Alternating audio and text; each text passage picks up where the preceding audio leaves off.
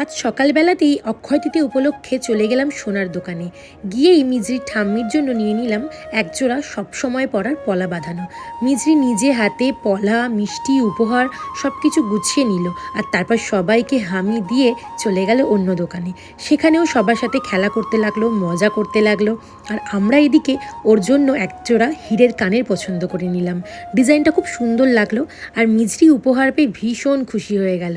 তারপর বাড়িতে এসে ঠাকুর মা পায়ে গয়নাগুলো নিবেদন করেই মাকে দিয়ে দিলাম সারপ্রাইজ।